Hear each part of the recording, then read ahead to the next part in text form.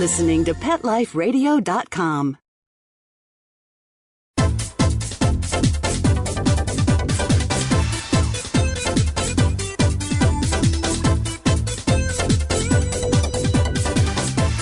Hello, it's the Animal Party with Deborah Wolf. You're here, you're at my party. Come on in.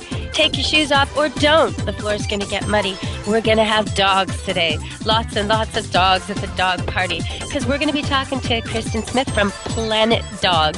And no, I'm not talking about a newly discovered planet, maybe next to the Sirius constellation. No, I'm not talking about that. I'm talking about a website and a way that you can give back. You can get gifts that give back.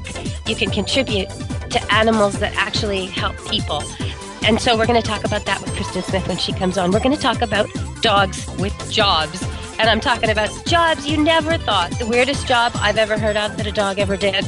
We'll talk about that. We'll talk about all the many jobs she knows of that her organization helps support.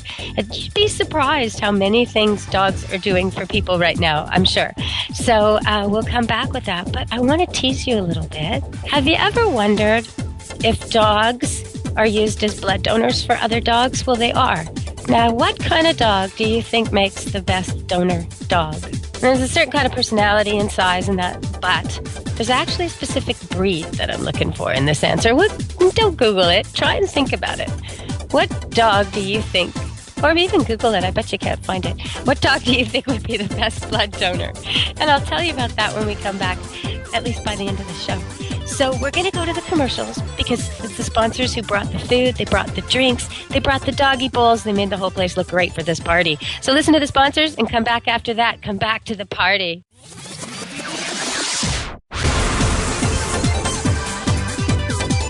Don't go anywhere, because the best is yet to come. Stick around. Pawfume Dog Grooming and Finishing Spray is proud to be a new sponsor of Pet Life Radio. Pawfume's super long-lasting sprays are available in 4 unique fragrances. Each Pawfume spray is fortified with the finest conditioners and detanglers to make combing out your dog more fun. Pawfume retails for only $2 per 6-ounce bottle. Pawfume is available nationwide at all Dollar General and Family Dollar stores. Why pay more to have your dog smell great? Pawfume, Pawfume. It's time for school for you and your friends, your furry best friends. Train your dog the fun and easy way with Teacher's Pet Sessions. Teacher's Pet host Pia Silvani teaches you step-by-step how to train your dog the fun and easy way. You get 8 30-minute live audio training sessions, complete transcripts of each session, plus a basic training manual to get you and your dog off to a great start. Training begins the moment you bring your dog home. Teacher's Pet Sessions offers positive reinforcement training to shape your dog's behavior and encourages upbeat, enthusiastic responses to ensure that your dog will enjoy learning.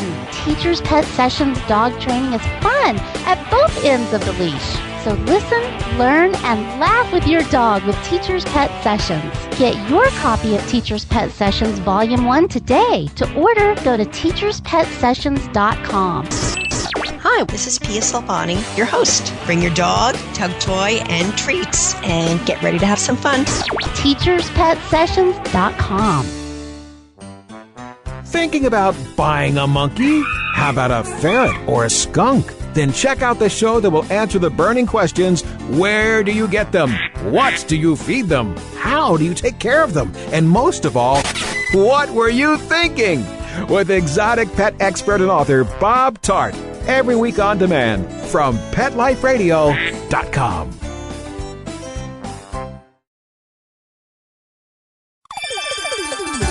Let's Talk Pets on PetLifeRadio.com.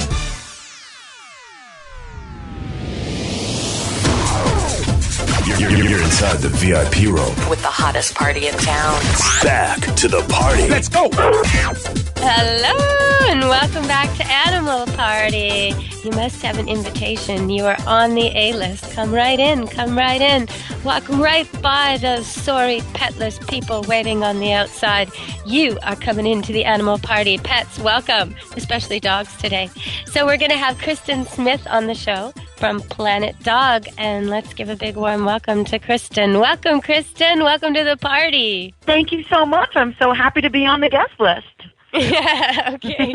Well, who'd you bring with you? How many dogs have you got there? Oh, today we've got about 12 dogs here. Wow. Oh, nice. Okay. And so your website is a place where people can look at some stuff they can buy, but they can also do some good with that. So they buy something, and some money goes to what? To the Planet Dog Foundation. So anytime anyone buys a Planet Dog product from anywhere, 2% of every sale goes to fund the Planet Dog Foundation, which is our nonprofit arm that funds canine service programs all over the country.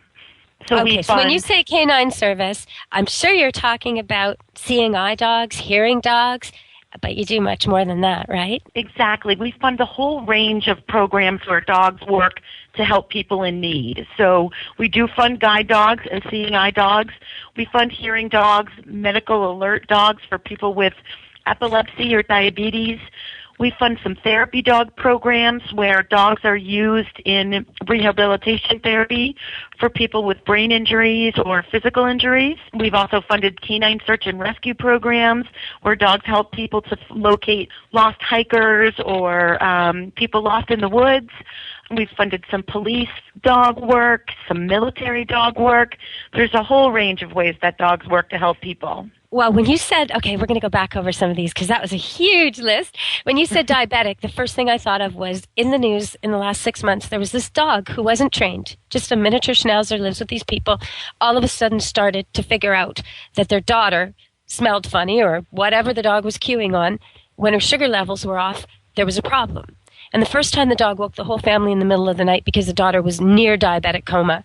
And they, good dog, they took care of her. The second time, the dog woke them up earlier. And the third time, the dog woke them up just when the levels were slightly off. So this dog was figuring it out, anticipating the care, the bond, the conscientiousness is unbelievable.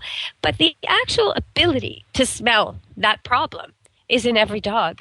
And so when you train a dog who's particularly adept at this, and you put him through a program, it's life or death for these people, because who's going to wake up when your son or daughter levels are off and they go into a diabetic coma in their sleep?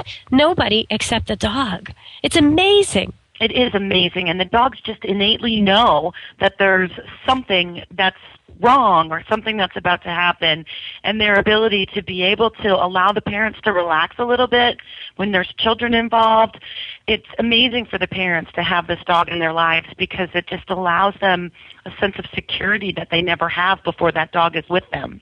And I think sometimes people think about diseases that they're not familiar with close at hand. Like, say you don't have diabetes in your immediate family and you've never known a child suffering with it. You might think, oh, well, they have medicine for that. They have insulin. Enough said. Done. You don't realize that when kids are growing up at the different stages of growth, as they're having growth spurts, when they go through puberty, if they have too much exercise one day or not enough the next day, if they're sick, if they're taking other medicines, all kinds of things make the insulin very difficult to measure for children and youth. And older people too, as you age. I mean, there's all kinds of problems with diabetes all over the place, but at least adults tend to have more ability to care for themselves and more adults around them. Children, it's extremely difficult. And so this is huge. This is just huge for those parents. And I want to say also, you said very quickly, but let's go back over it. Epilepsy. Okay, now there's another thing where we think, oh yeah, well, epileptics, okay, so we probably think, oh, they avoid certain situations that trigger them, and maybe they're not allowed to drive big machinery, but how else does it impede them? Well, if you're not the kind of epileptic that has a predictable seizure pattern and you're not on medicine, you haven't been able to find medicine that works for you, then your seizures are totally unpredictable. And that's true of almost every kid with epilepsy, because it takes a while to have a pattern and to find treatment. So that can happen when you're in the middle of crossing the road. Now think of how limiting that would be, and maybe you can tell our listeners about what these dogs do. Well, again, it's where the dog is able to cue into the scent of the person that they are paired with. And so there's electrical changes that take place within the body that precede an epileptic seizure. The dog is able to sense that coming on, and again, can get alert to the person that a seizure is coming, and the person can get at least to a place of safety. If it's a diabetic seizure, and sometimes that will trigger the person to eat something or have some juice, which can actually avoid the seizure altogether. And with epilepsy, at least it gives the people a little bit of warning so they can sit down somewhere safe, make sure they're not in the middle of a road, not on any stairs, anywhere where actually having that seizure is going to be worse for them physically than it would be if they were at least in a safe place. And also, some of the dogs are trained not like guard dogs, not like protection dogs, but they are trained to recognize medic people, police people, ambulance people, and allow them access to the victim. But they will keep the person who's suffering isolated otherwise. They will do a perimeter. They will circle. And that is terrifically helpful if you have children involved, because when they're so vulnerable in this situation, you want them protected until the authorities can come help. I want to also talk about something that's really difficult today, and I'll just talk a little bit about it, and then maybe you can talk about how dogs are making a big difference. But in Nova Scotia last week, a child, 7-year-old James Deloney, went missing, and he wandered off with no jacket in sub-zero weather in the snow, and he was gone for 48 hours. He's a kid with autism. He has no speech, can't speak at all, can't form any words or communicate with people. And so he went missing. And at first, the authorities in the newscast were blaming the family dog, which really irked me. They were saying, oh, the family dog ran off and the kid followed.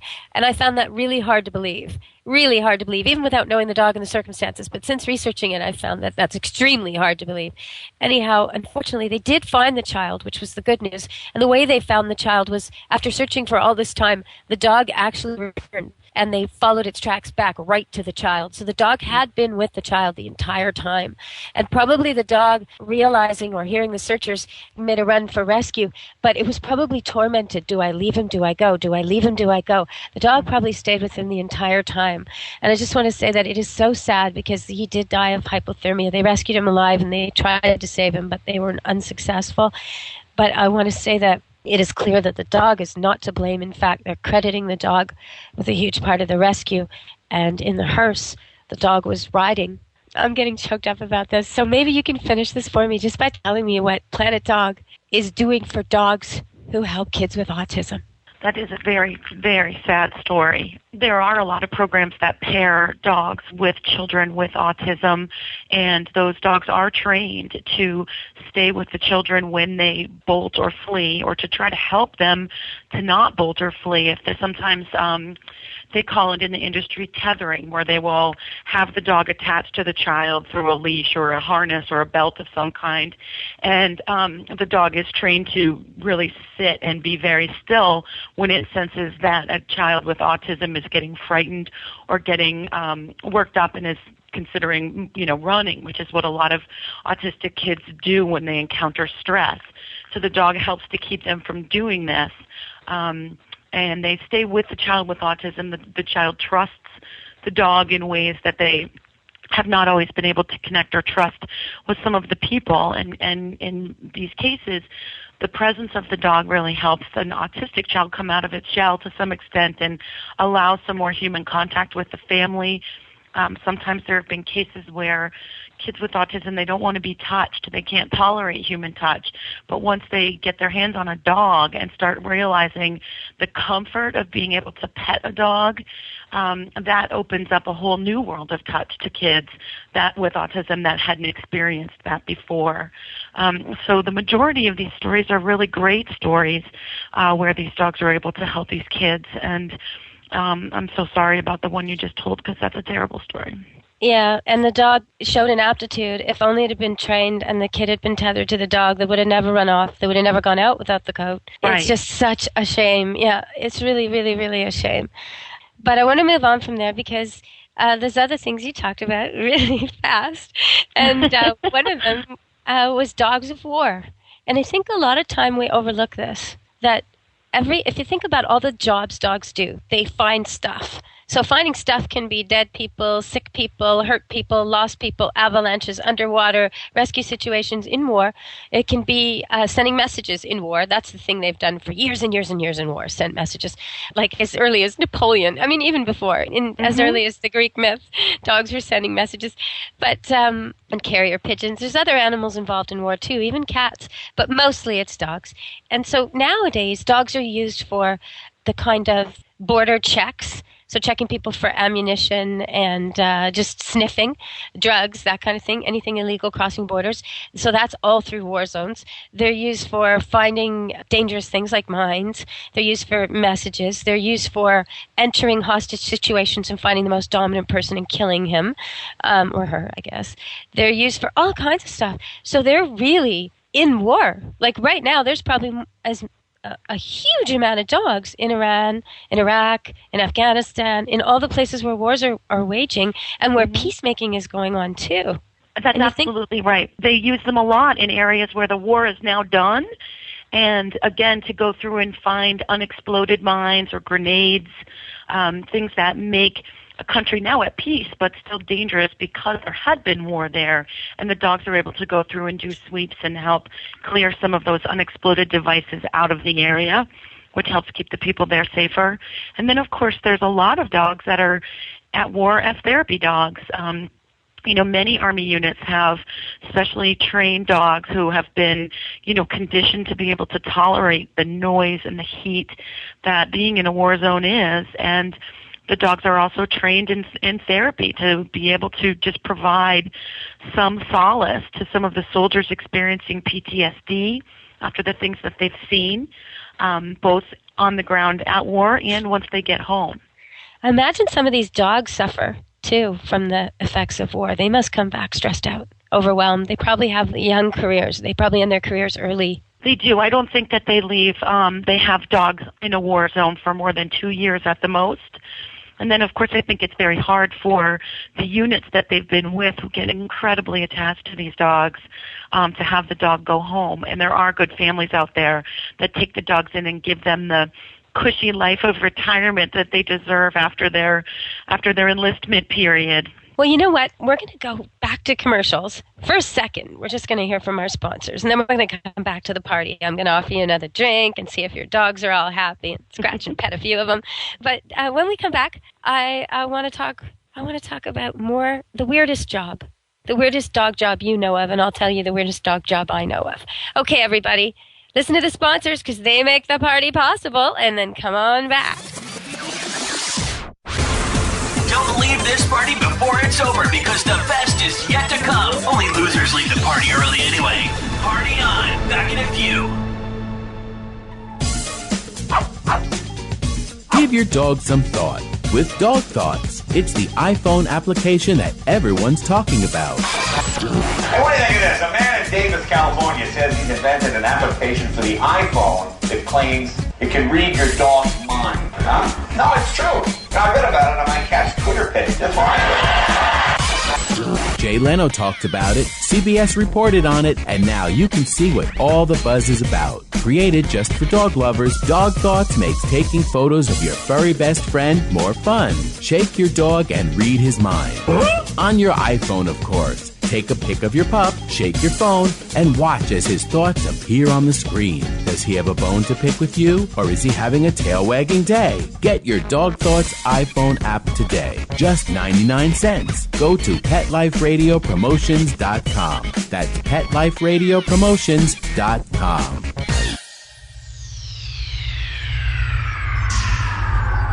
Greetings, humans. What planet am I on? Welcome to Pet Planet. Here's a copy of Pet Planet Magazine, Florida's most informative and fun pet resource magazine. It features heartwarming stories and informative articles from local and national pet experts. Excellent. Pet Planet Magazine offers Operation Planet Rescue, helping rescued pets find new homes. And it's available at 500 locations in South and Central Florida and 24/7 on the internet at PetPlanetMagazine.com. If you're out and about with your pet, you may be featured in Paparazzi, candid pictures of you and your pet. For up-to-date pet-friendly events, activities, and pet-related services and products, Pet Planet Magazine is your final destination. I shall take this magazine home with me. Back to your home planet? No, to my condo in Boca.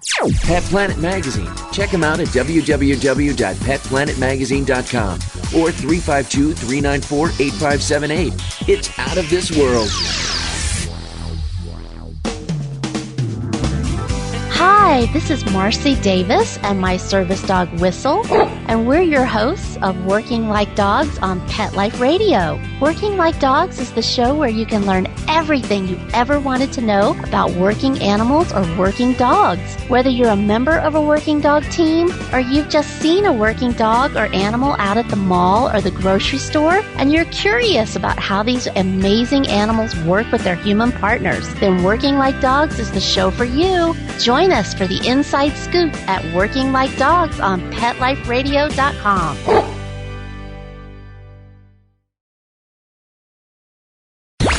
Let's talk pets. Let's talk pets On Pet Life Radio. Pet Life Radio. PetLifeRadio.com.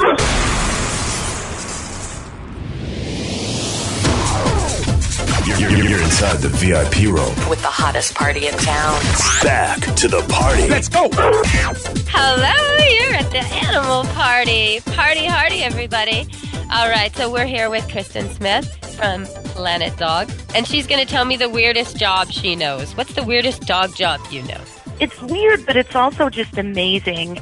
There are dogs who help in conservation efforts, and what they do is they are trained to find the scat of different species and endangered species, and they're able to help conservation workers locate where different species are living, which helps them in terms of counts and habitat protection. They're also able to find endangered plant species when people think they're gone.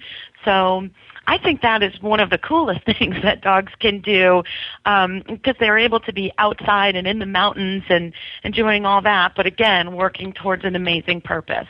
Oh, you touched on mine. Oh, well, I'm sorry. Mine's kind of related to that, but that's okay. Mine was whale poop sniffer.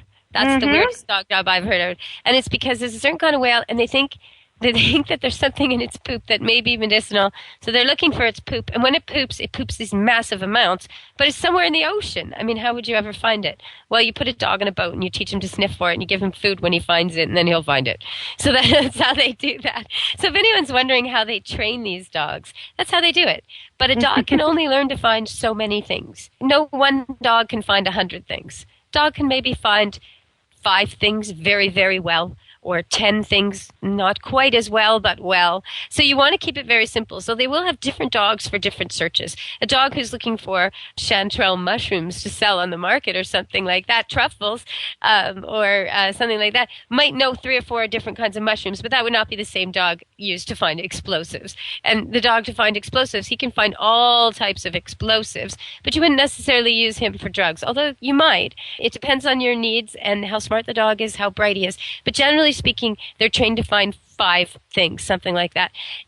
Interesting. Insects can be trained to do this quickly, within minutes. And they've built these little traps where they have these insects. And what they do is they have a dog working, and the dog finds whatever it is. But as they get closer and closer and closer to the area using the dog, the insects will really, really react. And so the insects will do their dance that they do for each other to show when they found pollen. They'll do that. The bees or the wasps, it's usually bees, they'll do that when they get immediately near the thing. And so they found that the conjunction of the two work really well. But and all they do is give them like a sugar reward when they have the smell, and then they'll go off and find that smell. But a bee can only be trained to find one thing. So they have to use new bees all the time. It's quite interesting, though, what can be done. When you talked about rehoming these military dogs, I want to talk about the seeing eye dogs, because sometimes seeing eye dogs flunk. You know, it's a 2-year program. It takes a long time. A lot of them flunk. There's nothing wrong with the dogs that flunk. They're exceptional dogs. They're better than most of the dogs you meet. But they're just not quite serious enough, or maybe big enough, or whatever it was they were looking for the program. Maybe they like kids too much and get distracted too easily. Something that would be perfect for your house. Sometimes those dogs are even taken into the autistic training program, because it's not that they're bad service dogs. They just might not be suited for the most difficult job of seeing for a person who doesn't see. So if you want to get a dog and you maybe don't want a puppy and you do want a nice, well-trained dog, check that out, because there are these dogs up for adoption, and they do need homes. So if you find a dog who's worked and being retired, you'll get a dog who's got a totally new, silly attitude about life because it worked really hard all its life, but it's still a really good, responsible dog, and it will be so well-trained, so well-socialized, the kind of dog you can take anywhere. So I highly suggest suggest you look into that. And on the other side of things, if you'd love a puppy, but you just can't make a 10, 15-year commitment, well, why not check out the Seeing Eye Dog community and offer to be a puppy minder? For a couple of years, you're in charge of a puppy that gets to go everywhere with you, wearing a little, marked blanket, and you get to go everywhere. And you'll be doing such a good thing when you hand that dog over. And that's something you can see on this website, right? Yeah. Planet Dog, if you go to Planet Dog Foundation, is it .org? Yeah, PlanetDogFoundation.org. Okay. And then they can see all these stories and see the dogs and the people, right? That's right. Okay, so what do they see there? Tell us. Well, you're going to see on that site there are little stories and synopses of all of the organizations that we have funded over the years, including Guiding Eyes for the Blind, which is a Seeing Eye Dog training program that does have one of these. They have puppy raisers all over the country who, again, they volunteer for 16 to 18 months to do primary basic training with dogs, basic manners, and tons of socialization, getting the dog in as many different situations as possible to desensitize them to everything. And then the dog goes on to advanced training after that if it has all the right criteria. So you can read some stories about that on our website and get linked down to the Guiding Eyes for the Blind website. There's also a number of stories about other assistance dog programs that have similar puppy raising programs and things like that. And just it feels great to see all the different things that dogs are able to do. Dogs are really key to keeping our airport safe. And right now we've just noticed that the geese, the Canadian geese alone, and there's other birds doing this too, the geese population in the 70s was 2 million. Now it's 7.5 million. And their habitat's getting smaller and smaller. So they're becoming a real problem. That's what they suspect did it to that plane in the Hudson, crashed in the Hudson. The geese are a huge problem. But there are airports using falcons and dogs that have no goose problem. And that's the sensible thing to do. The same with the orchards, blueberry orchards and apple orchards. They have these terrible noisemakers and all kinds of strategies and netting, and none of it ever works. And it's horrible for all the rest of the people and animals trying to enjoy the environment. Get a couple of dogs and the problem solved for a lot cheaper, a lot more reliably. Dogs can be rescue dogs. They just need to be trained up properly, and there are places to go for this. So other weird jobs, bed bug sniffing. That's a big job for dogs right now. Years ago, someone asked me to do that, to train dogs to do that. And I knew it was going to be good money, and I knew it was probably a good idea, but I just never wanted to have dead or alive bed bugs on my property anywhere. It just freaked me right out. I'm just not the person for that. So I never did it. Okay, so today, if you want to teach your dog something, teach him to go get. It's really easy. When you're playing fetch, if your dog already fetches, just say, go get it as you throw the thing. Go get the ball, go get the ball. And then after a while, your dog will understand this, and you'll maybe roll it, or maybe just point to it, or maybe just nudge it with your foot. So you're not actually throwing the item, and you're saying, go get the ball. Pretty soon he'll get it from anywhere. So that's really easy. And then you can teach him to go get different things, like go get your leash, go get your ball, go get your towel. Just make sure there are always things he's allowed to have, and praise him like crazy when he does it. So that's our party trick of the day for today's party. I wanted to say that, I gotta tell you all, that the blood donor dog of choice is the Greyhound. And that's because there's 7 different blood types in the dog world, and Greyhounds are universal blood donors. They can give to everybody. Not only that, but retired racetrack Greyhounds tend to be, well, first of all, they're large, and their veins are easy to find, so that's always good in a donor dog. But they tend to be really easy to handle. People think, oh, they must be high-strung, they must be so difficult, they used to run at the track. Contrary to that, that's so wrong. They actually are extremely mellow. They've run all the run they want. They've been tired, and they've been denied a family. And now when you adopt an ex-racing Greyhound, it is so mellow at home. Now, it would love to go for a run in a leash, in a fenced area where it's safe. It would love to do that once a day, run its heart out. But it would also love to just sleep on your couch and enjoy being warm and inside and with the family. And so they do make great donor dogs, and because they're extremely docile and easy to handle and very, very sweet. So that's an interesting dog. Don't necessarily recommend them for people with small children, ex-racing Greyhounds, but other people might really enjoy them. If you want a big dog and you don't want to go to the dog park and you don't want to be letting your dog off leash and running with a pack, then a Greyhound, an ex-racing Greyhound might be for you. So let's talk a little bit more about Planet Dog. Okay, so say they like the idea of buying stuff and having some money go to helping all these great things we just talked about. At your site, My favorite thing, and I hope you're going to send it to me as a big thank you, is the stickers. I will put them up everywhere on my eco natural gas powered Camp Good Dog van with the cartoons all over it that picks up dogs all over the city, and my Suburban too, Camp Good Dog truck. I'll put them all over and I'll tell everybody where I got them. Tell us about these stickers. They are too funny. They're like they're the Euro stickers that you see for different locations around the world, and one of them says woof, another one says arf, another one says bark. We've got one that says meow. There's one that just has a paw print on it. There's wag.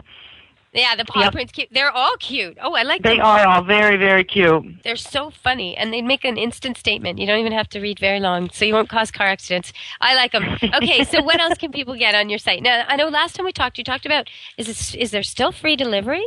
Free delivery promotion is just about to end, but for the whole month of December, if people place an order, they get a free one of our recycle balls, which is a ball that's made from, our products are all made from Orbi tough material. And at the end of every molding process for our Orbi balls, there's a little bit of that material left over. And we take all of those leftovers as well as used Orbis that the dogs have finished playing with, and we put them all back in the pot and we regrind it all up, and we have a line of recycle balls that come from that recycled material. So you can actually send in a used Orbi toy, and we will put it into the vat and make a new toy with it. And we're giving away a free one of those for the rest of the month of December with any retail order off of planetdog.com. Oh, nice. Okay. So what other things can they buy? If they're sitting there thinking, okay, there's people on my Christmas list and, they've got dogs, they've got cats, what can they buy? Well, we have a whole range of these rubber toys made out of our Orbi Tough material. We also have a holiday line. We have a mint toy. It's a rubber chew toy that's scented like mint and looks like a peppermint. We've got some rubber Christmas bulbs that look like Christmas bulb lights. We've got gingerbread, squeaky fleece gingerbread buddies with the squeakers inside. And then okay, so where do they go to get a look? Now, people our audience is very web savvy. Where can they go? They're going to be clicking away. Where can they go? Is it planetdog.com? Okay, planetdog.com. So everybody, look up this stuff. Look how cute it is. Now, you might notice there's a puppy up there chewing on a Christmas bulb. Don't worry. That is not a real Christmas bulb. But that reminds us to be really careful. Anchor your trees. Make sure the liquid you use in the bottom is just water. And for the first few days, be really careful with that. Because if your tree was fertilized a lot, it's going to leak fertilizer into the water basin. So make sure your animals aren't drinking from it. Make sure you don't use tinsel at all if you have cats. Don't use chocolate at all if you have dogs. Chocolate's toxic to dogs. Make sure everything's just tied up well and anchored well. When you light candles for menorah or Hanukkah or candelabra or anything like that, make sure you stay in the room. So if you want to light candles and burn them all the way down, use the little birthday baby candles or something like that so they're not left unattended. Also, you can also put your pets in a room if that's easier than keeping all this stuff out of reach. But pets will get out, so make sure you really set it up safe and avoid the nasty stuff. Get wrapping paper out of the way, get ribbons out of the way. Don't let your cats ingest any of that stuff. And your dogs and your cats do not need to binge on Christmas turkey. That can really give them a problem with their stomach, a serious problem. It can send them to the vet or worse. So if you want to give them a little treat, that's fine. Save some of that gravy, put it in the fridge, give them a little teaspoon with their meal, but don't give them a cup. Don't binge them on it. They can't handle it. Okay, so have you got anything else you want to tell people? It's almost Christmas. It's almost holiday time. Any news from Planet Dog? Well, I just want to wish everybody out there a very happy holiday and thank all of our customers who help Planet Dog to give back to our foundation that helps all of these amazing dogs. And I want to thank you and wish you a very, very happy holiday. Oh, thank you. And yourself, too. It's really nice doing a show with someone where I feel like we're doing a good thing. Where I feel like all these dogs out there are wagging their tails and getting their treats and getting brushed. And, we've talked about how your products give back. But if people are thinking they have a little bit of extra time, you don't have to be an animal trainer to help. If you have a car and you're willing to drive a dog for a person who can't see, that's going to be a huge help. Call your local Seeing Eye Dog organization and offer. Or if you just like talking to people and you'd like to know more about this stuff, they will educate you enough that you could man a booth with some cards at a fair. You'll meet all the people in the world you want. You'll see tons of these dogs, and you'll see tons of people being helped by dogs. There's all kinds of ways you can help. It's not just money. But if you are going to get gifts for people on your Christmas list who have dogs, and you want to get something cheeky like these stickers that I love so much, or treats or toys, then you're giving a gift that gives back. You're giving something where it's not just a gift. It's like it's a natural, recycled type of product, so it's good in that way, and it's good for the animal who's getting it. But it also comes with some information that tells them that you just helped a service dog and the person who benefits from that. So that's a real feel-good thing under the tree. So thank you very much, Kristen Smith. Thank you for coming on behalf of Planet Dog. It's been great to have you. Thank you so much, Deborah. You throw a great party. Okay. Well, you're going to have to find 12 doggy coats in that coat room over there because it is snowing out here at this party. All right. Well, thank you very much. And everybody, be good to your animals over the holidays. Let's Talk Pets. Every week on demand. Only on PetLifeRadio.com.